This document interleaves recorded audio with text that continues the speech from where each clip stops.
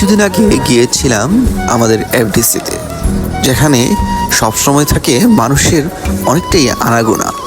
সবচেয়ে বেশি মানুষের আনাগোনা থাকে যারা হচ্ছে উৎসুক, এক নজর দেখতে চায় তাদের প্রিয় মানুষকে। কিন্তু আমার যাওয়াটা ছিল একটু ভিন্ন।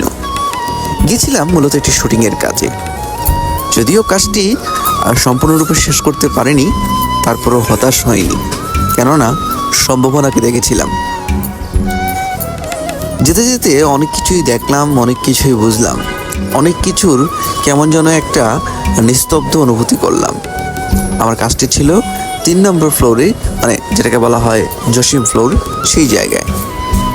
যাই হোক, তারপর আস্তে আস্তে সামনের দিকে এগোলাম, ডানে বামে তাকালাম, সব কিছুই দেখলাম। সব কিছুর মধ্যে সত্যি কথা বলতে গেলে আমি নিস্তব্ধই অনুভূতি করেছি। তারপরেও কিন্তু ভালো লেগেছে, মনে হয়েছে যেন এই নিস্তব্ধতার মধ্যেও কিছু একটা প্রাণ রয়েছে। যাই হোক, তারপরও আরও সামনের দিকে এগোলাম। তারপর কিছু পরিচিত মুখ পেলাম, তাদের সাথে অনেকটা সময় বলা যায় যে গল্প, আড্ডা এবং চায়ে। কারণ চাটা সবসময় আমার ফেভারিট, তাই আমি যে জায়গায় যাই না কেন আগে চায়ের স্বাদটা অন্বেষণ করার চেষ্টা করি। তো যদিও আমি সেখানে গিয়েছিলাম তখন বাজে হয়তো 4টা খানিক। তো আস্তে আস্তে সন্ধ্যা ঘনিয়ে আসলো। তবে সন্ধ্যা যখন ঘনিয়ে আসলো তখন আবার একটু ভিন্ন চিত্র দেখলাম।